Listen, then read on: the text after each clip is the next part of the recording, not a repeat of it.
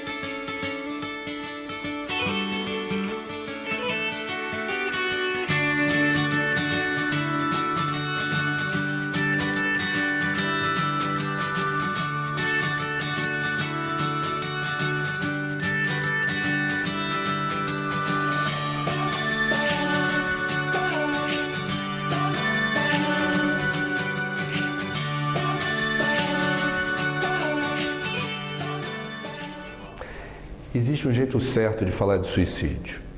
A ciência médica revelou que em obras de ficção, na literatura, no teatro, no cinema, na poesia, nas telenovelas, nos filmes, no jornalismo, dependendo da forma como se fala de suicídio, pode-se predispor pessoas fragilizadas psíquica ou emocionalmente a repetirem o gesto.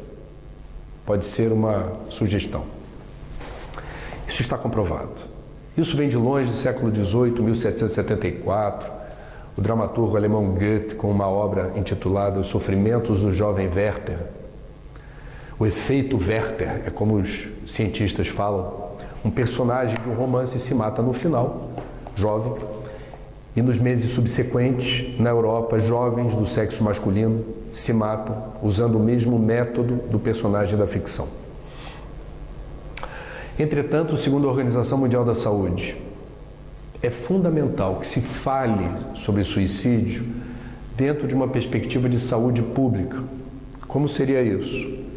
É importante lembrar que suicídio é caso de saúde pública no mundo. É importante dar visibilidade às estatísticas, informar os fatores de risco. Por exemplo, quem tenta uma vez e não morre, na maioria absoluta dos casos vai tentar uma segunda vez, precisa ser assistido. Por exemplo, depressão. 3 a 5% dos casos de depressão resultam em tentativas de suicídio. Tem que prestar atenção. 3. Depressão associada ao alcoolismo é um enorme fator de risco suicida. Isso precisa ser de conhecimento público, porque na área da prevenção não dá para abrir mão da informação. Não se faz prevenção de doença, morbidade alguma, sem informação. Isso vale para hanseníase, tuberculose, isso vale para doença coronariana, isso vale para doenças sexualmente transmissíveis ou AIDS, isso vale para suicídio. Outro ponto, a Organização Mundial da Saúde recomenda que se divulgue amplamente os serviços de apoio emocional e prevenção do suicídio. Quais são as organizações do governo ou não governamentais que oferecem uma escuta amorosa, uma assistência pontual a quem esteja em sofrimento? Isso é importante. Outro dado, na área da saúde pública, institucionalmente, quem acolhe esse segmento? Isso é importante. No Brasil, por exemplo, existem os CAPs, Centros de Atenção Psicossociais. Uma pessoa que não tenha recursos para custear um psiquiatra, um psicólogo, um plano de saúde, vai procurar o CAPS. Tudo isso é suicídio. E tudo isso que eu falei não vai levar ninguém a se matar, se veiculado. Então, precisamos ter ciência de que prevenção se faz com informação e sonegar informação em favor da vida é grave.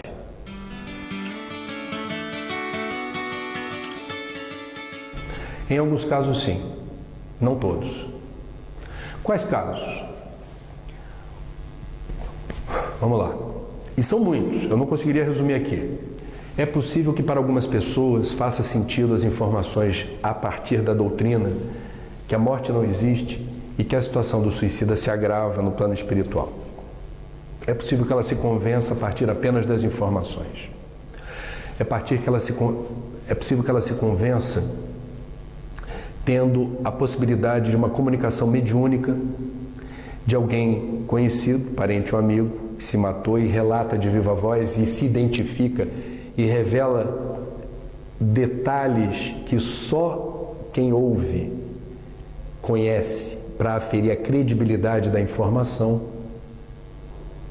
confirmando o que a doutrina diz. A morte não existe e a minha situação se agravou. Haverá de mudar a percepção do que seja o suicídio.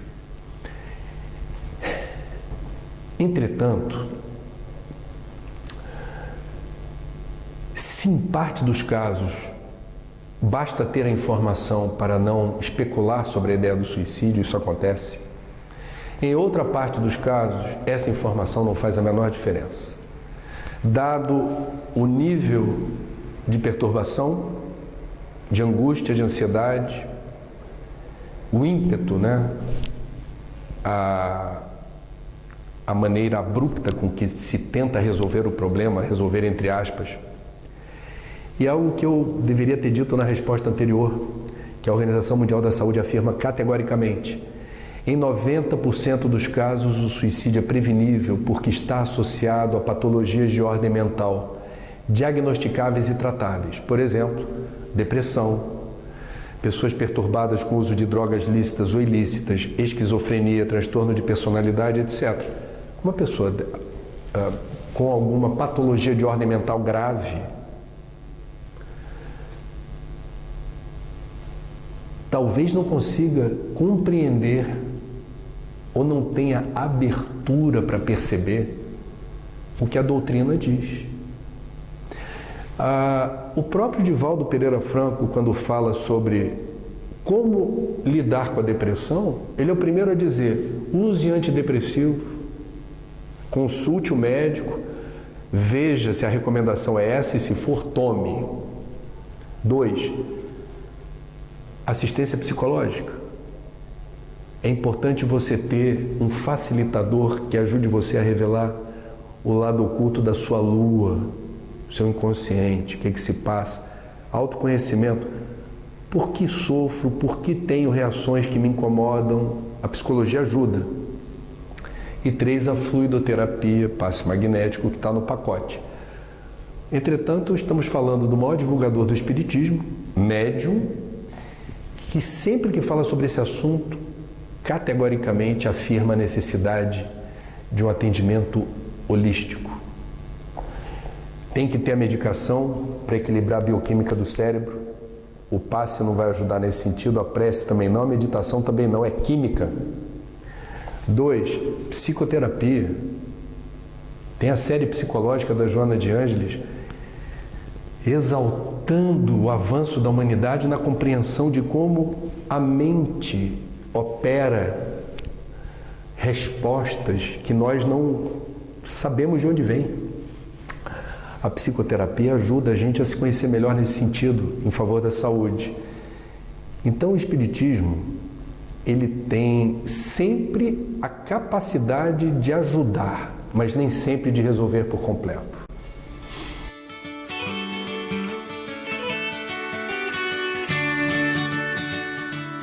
Em primeiro lugar, não sufocar, não criticar, não ofender, não reprimir. Abrir um canal de conversação, um diálogo aberto e franco, e uma postura receptiva de acolhimento dessa dor que a gente não conhece. Uma pessoa que queira se matar não quer se matar, ela quer resolver um problema. Esse problema é muito difícil de ser explicado ele é muito perturbador e nenhum de nós tem o direito de julgar. Então a primeira postura é acolhimento, é construir uma relação que a pessoa tenha a confiança de relatar o que se passa e tentar construir com essa pessoa a cumplicidade na busca por uma saída. Cada um é diferente, mas a ideia é tentar se solidarizar, se irmanar e tentar encorajar essa pessoa, mesmo que ela não acredite, mesmo que ela não sinta que haja saída, que ela, pela família, pelo filho, pela filha, pelo amigo, por Deus, por qualquer coisa, faça o que eu estou te pedindo. Vamos procurar um especialista, uma pessoa que consiga oferecer o socorro imediato, com o eventual uso de medicação, e em havendo a possibilidade de fazer, como disse, esse atendimento mais amplo e holístico, é muito bem-vindo.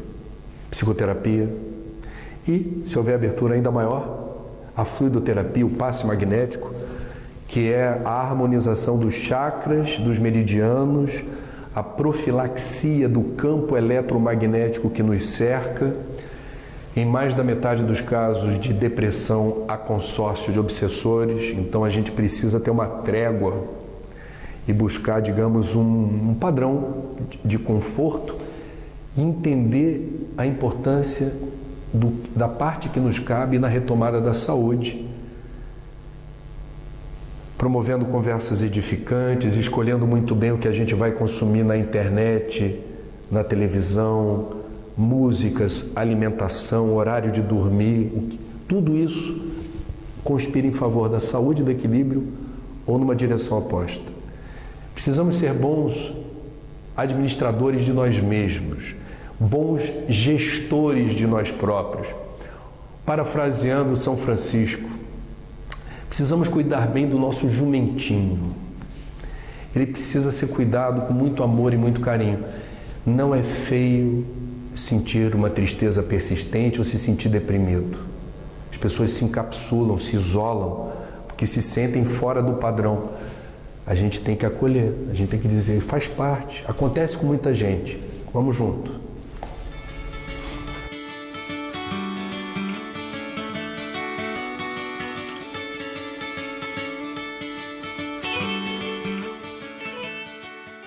Ninguém é 100% feliz o tempo todo. Ninguém é 100% satisfeito com a vida o tempo todo. Se você conhece alguém assim, desconfie. Deve ser um alienígena ou alguém que foi abduzido, porque não é uma reação humana. Nós temos momentos de tristeza, de frustração, nos sentimos isolados, solitários, e curiosamente são momentos que mais ensinam.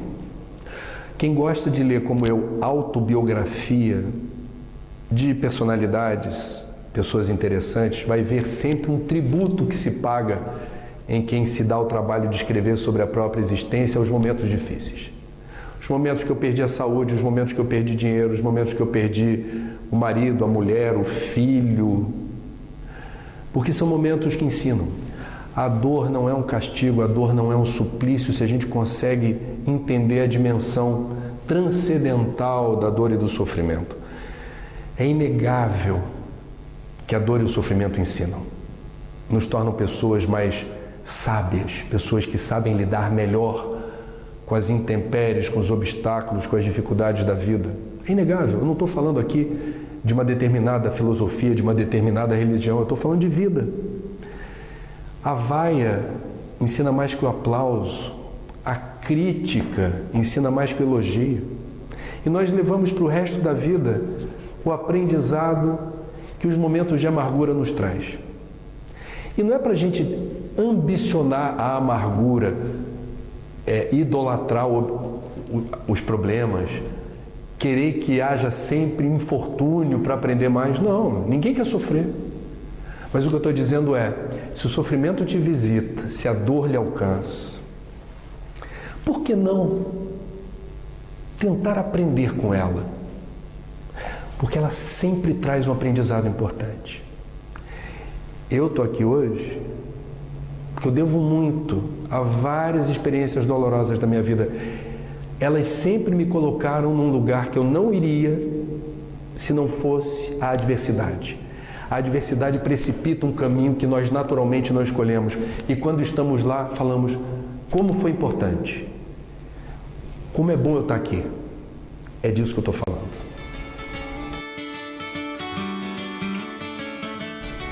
Os espíritas dizem que a doutrina espírita é a terceira revelação, depois de Moisés e Jesus, é o Consolador prometido pelo Cristo, é o cristianismo redivivo. A mim me parece que o Espiritismo é um meio para se alcançar um objetivo comum a todas as filosofias e religiões que entendem a vida como algo sagrado, distinto, importante. É uma ferramenta preciosa de reforma íntima, no pressuposto de que somos imperfeitos e as imperfeições nos causam dor e sofrimento. O Espiritismo aponta caminhos que, para serem trilhados, vão demandar a sublimação das nossas poucas virtudes e a superação dos nossos muitos defeitos. O Espiritismo não se considera, e isso é muito bonito, o único caminho que leva à salvação, e nem se considera superior a qualquer outro caminho que promova o mesmo efeito. Portanto, o importante não é ser espírita. O importante é alcançar o objetivo. Para alguns, e eu me incluo nesse grupo, o Espiritismo é uma ferramenta preciosíssima para se alcançar esse objetivo. Porque é o que se diz da fé raciocinada. Os espíritas também acreditam que somos os trabalhadores da última hora. Nós já tivemos contato com as verdades espirituais em outras vidas e dessa vez fomos fisgados pela razão. A fé raciocinada, objetiva, no estilo positivista, do que faz sentido à razão. Então, somos os trabalhadores da última hora porque é o último vagão do trem. E é uma doutrina consoladora, posto que afirma a existência de Deus, isso é muito importante, afirma a inexistência da morte, isso é muito importante, permite a comunicação com os desencarnados, e isso é muito importante, porque, a bem dizer, não é o fenômeno que importa. Eu não me aproximei da doutrina pelo fenômeno. Eu, com quase 30 anos de doutrina, apenas há 2 anos atrás, vi uma sessão de materialização. E porque fui convidado. Então, não somos proselitistas, não queremos converter ninguém, não temos a pretensão de fazer com que pessoas que não sejam espíritas passem a ser. Apenas achamos importante para quem esteja aberto, sensível, a alguma explicação que faça sentido para que o universo, a vida, o ser humano, Deus, sejam peças que se encaixem melhor no tabuleiro. A gente não vai se negar a falar ou apresentar a doutrina, mas nós não queremos invadir o espaço aéreo de quem já tem a sua convicção. Isso é muito bonito. Então, em resumo, o Espiritismo para mim é uma ferramenta fantástica de mudança para melhor. E se eu não melhoro, a culpa não é da doutrina, a culpa é minha.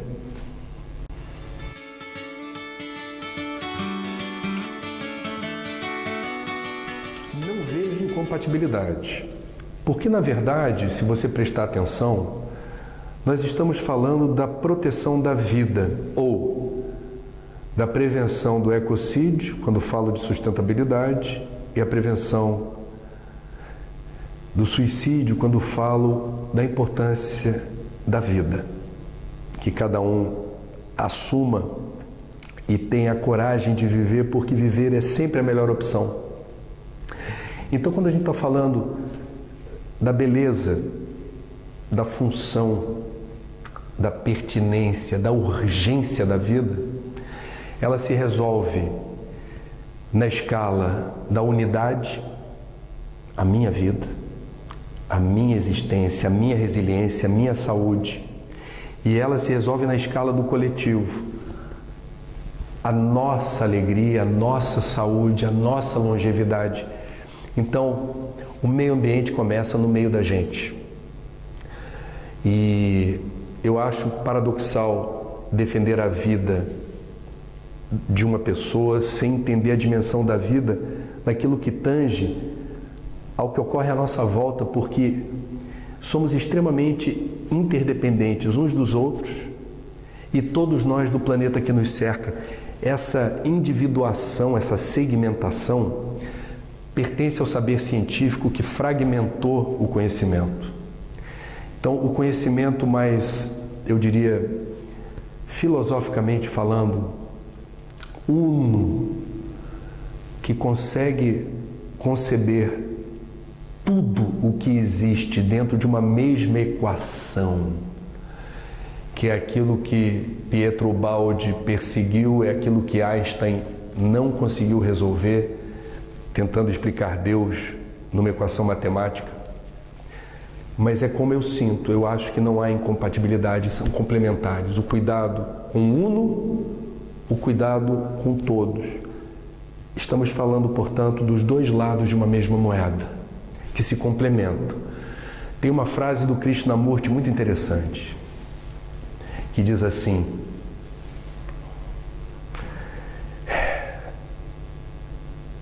não é possível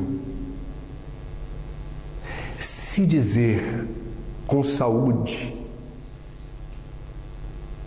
numa sociedade doente. Então, nós precisamos descobrir assim, por que no mundo há tanto suicídio, por que no mundo há tanta destruição ambiental? As respostas vão ser encontradas, a meu ver, no mesmo lugar. Eu acho que a gente tem uma dissintonia com o mesmo, eu diria, uma mesma fonte de informação e de verdade universal. Por que tanta gente desiste de viver e por que tanta gente malbarata o meio ambiente? As causas podem ser surpreendentemente as mesmas.